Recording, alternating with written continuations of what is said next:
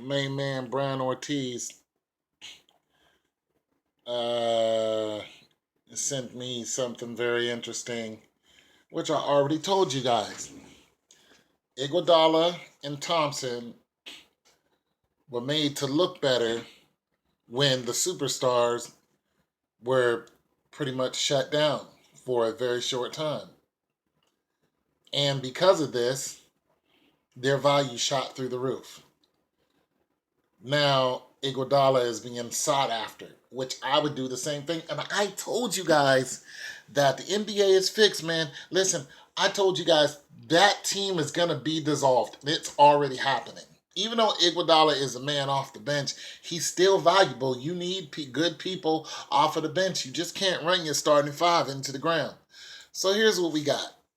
Going on YouTube, it's your boy D. Lloyd. So both Bleacher Report and The Vertical are both reporting that Andra Iguodala is seriously considering leaving the Golden State Warriors this offseason in free agency. Now, your first question might be why, when the team is clearly set up to win championships for the next few years, The money. he is a very important role off of the bench. But it looks as if Andra Iguodala could be worth up to $20 million. And what did I tell you guys? $20 million, didn't I? Teams such as the Utah Jazz, the Los Angeles Clippers, Chicago Bulls, Minnesota Timberwolves, and the Atlanta Hawks all interested in trying to bring in Andra Iguodala. Like Clippers, I said, Timberwolves, he is worth up to $20 million, and that could Atlanta, definitely be a reason why you are at least considering leaving Golden Utah. State to make sure you go get this money. But he's a very good player when he wasn't with Golden State. Averaged 15 points throughout his first 9 seasons in the NBA. That went down to just under 8 points a game with Golden State because obviously he was moved to the bench.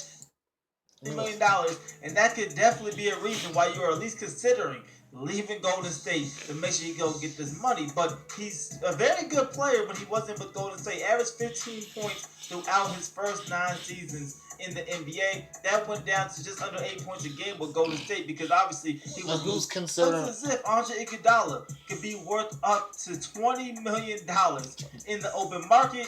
And you have teams such as the Utah Jazz, the Los Angeles Clippers, Chicago Bulls, Minnesota Timberwolves, and the Atlanta Hawks all interested in trying to bring in Andra Iguodala. Bulls. That's my guess. Minnesota Timberwolves, though, they need a lot of help. They need some help. Let's go outside. Huh. Bulls, huh?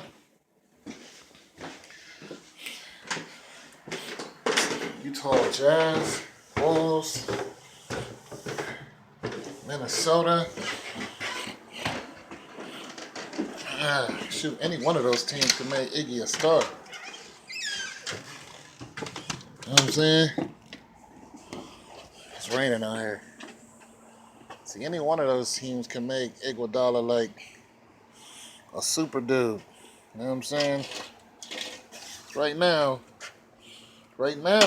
being that he's a, he's a what is he, 6 man? I mean, they'll make him a front runner. They'll make him the starting 5. They'll put his name in lights. You feel me? They'll make him a star on an average team. I told you guys. This morning.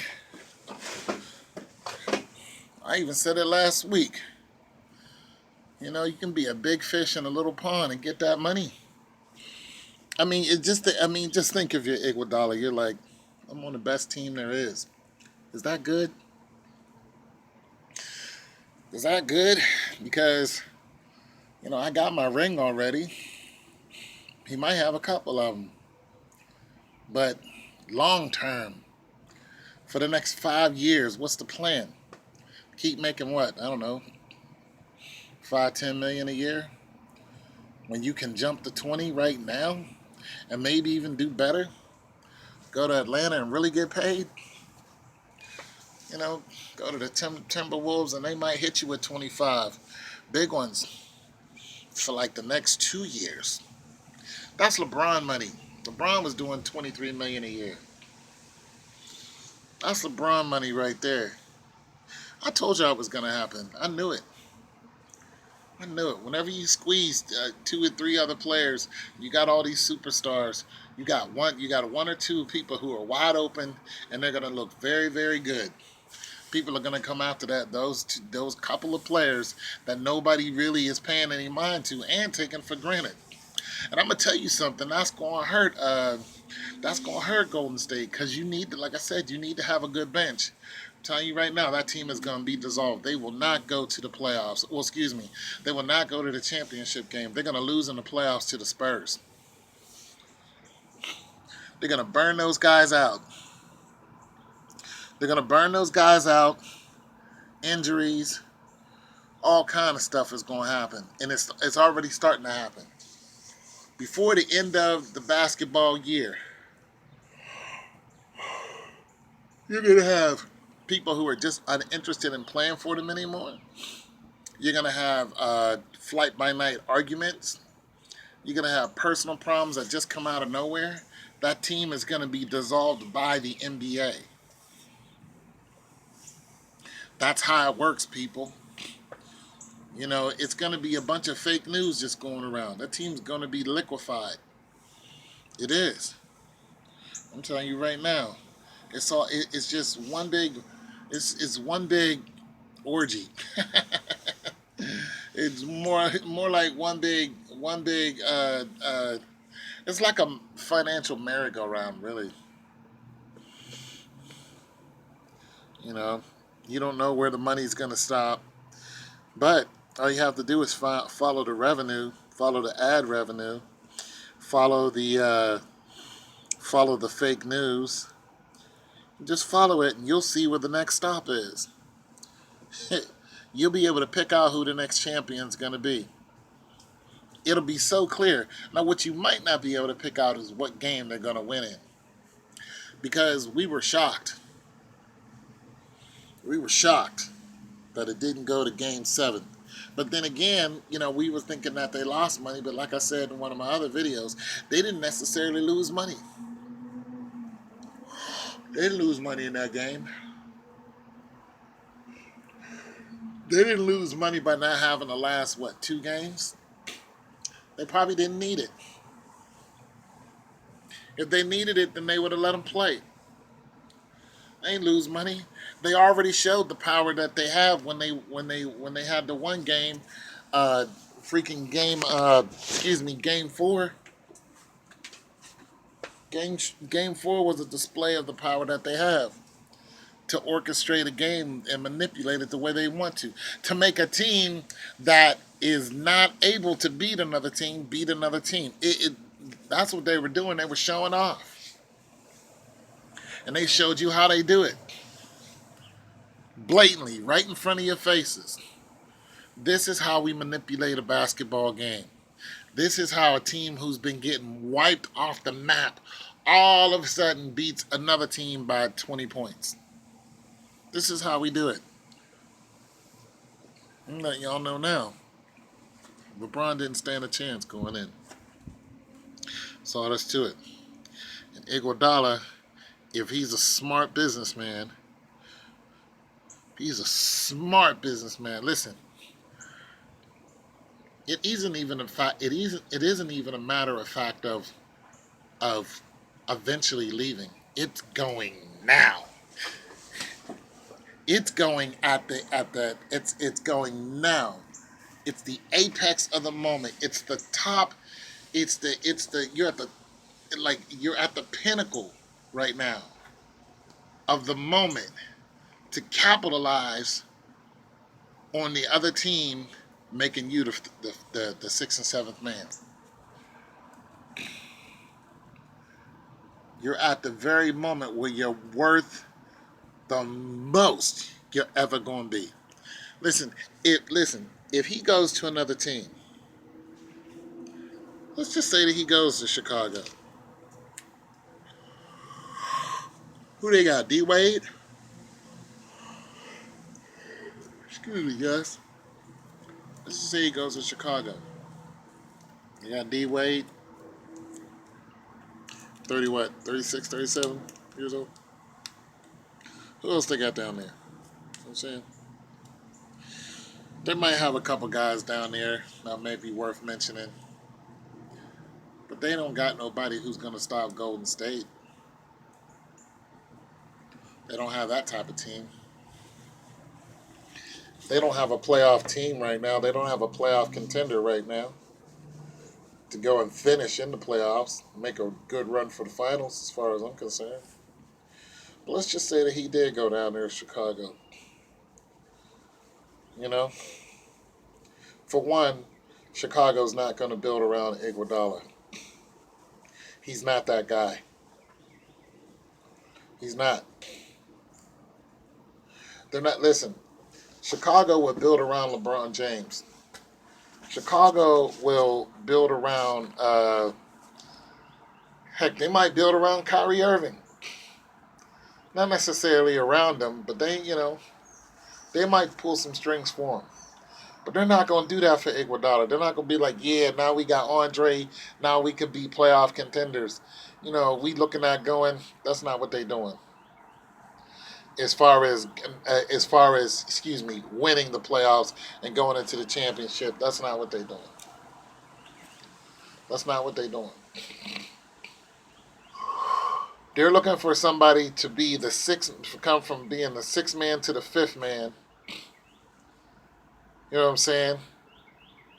Paying that extra 5 to 10 million, and they're looking at sustaining him for what, maybe 2 or 3 years, holding him down, getting him out of free agency, and be like, boom, you're here now for the next 3 years.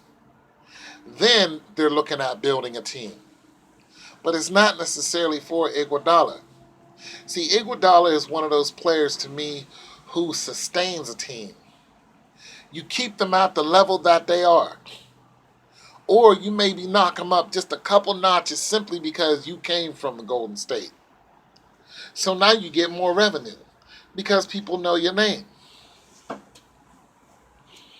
People know your name now. They're like, who's playing there? Oh, shoot, I'm going to go see that. That's what happens. It's like a movie star. Certain people, if I play in a movie, nobody's going to go see it from the headline. Tom Cruise headlines, people goes and see it. Why? Because you know him. That's what's going on with Iguodala, but it's not necessarily saying we know we're going to the championship with this dude. No, that's not what they're doing. They're not building around him like that. They build around LeBron. They build around, uh, you know, uh, Durant. They build around Curry. They build around, what I'm saying, Dirk Nowitzki, Kawhi Leonard. They build around Paul George. They build around those people. But they don't build around somebody who's the sixth and seventh man.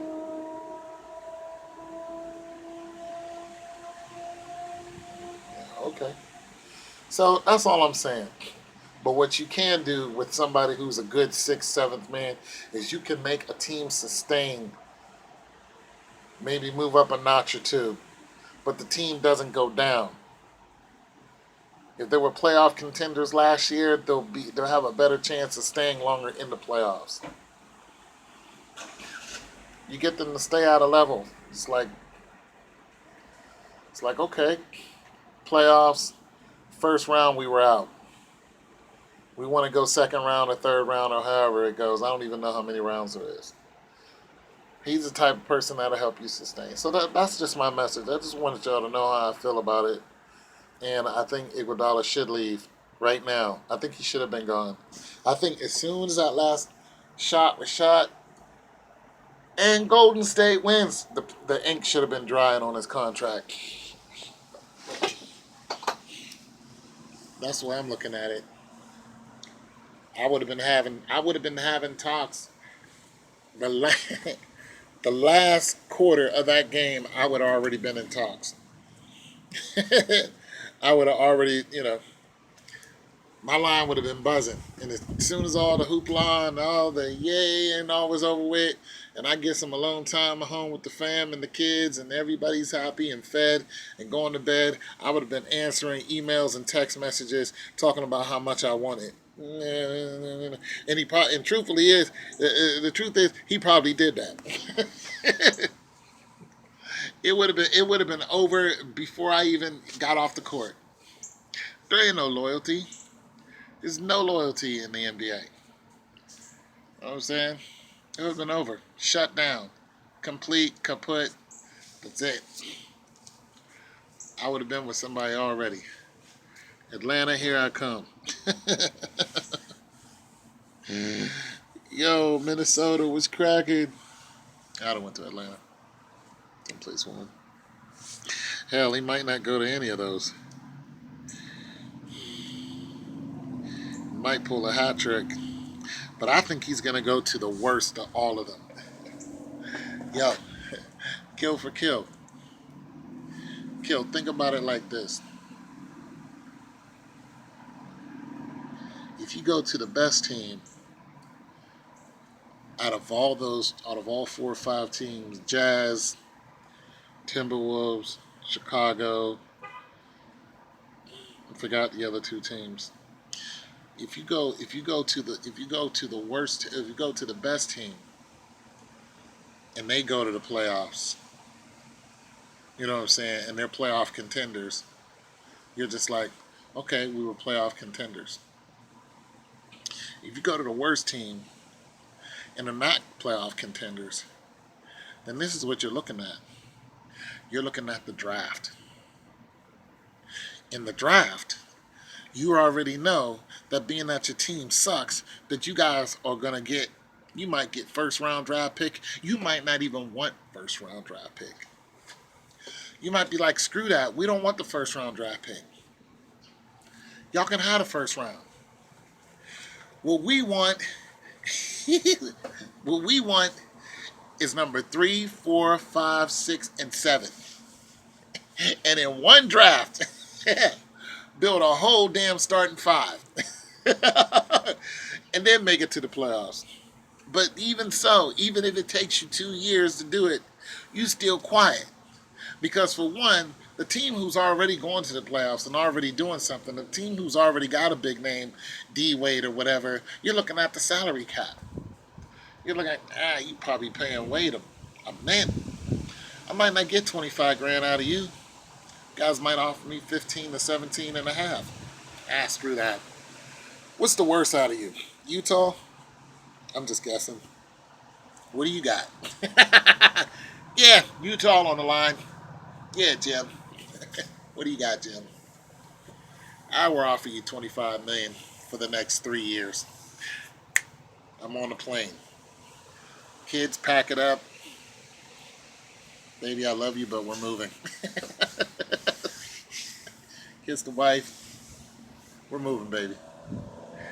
$75 million for the next 3 years guaranteed. We are moving. That's what I would do. I would pick the worst team. I would not care about a championship ring. I wouldn't even care about the playoffs. But when I got there, I would play to go to the playoffs.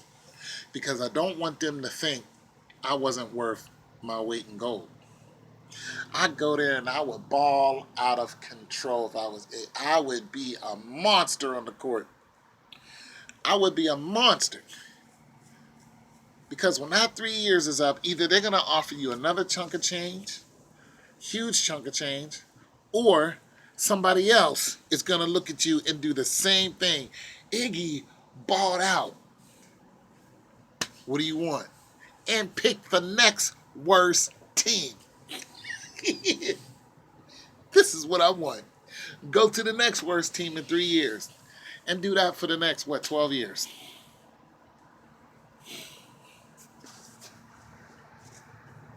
Tell me that ain't money. Tell me that ain't the way to do it. That's what I would do. I got my ring already. I'm good. It's your boy Tone 202. I'm just saying. The NBA is fixed, man. But if you know how to work the system, you could be a pimp in the whole. You can be that dude. You can be pimping the whole game. They pimping you anyway. You might as well pimp them back.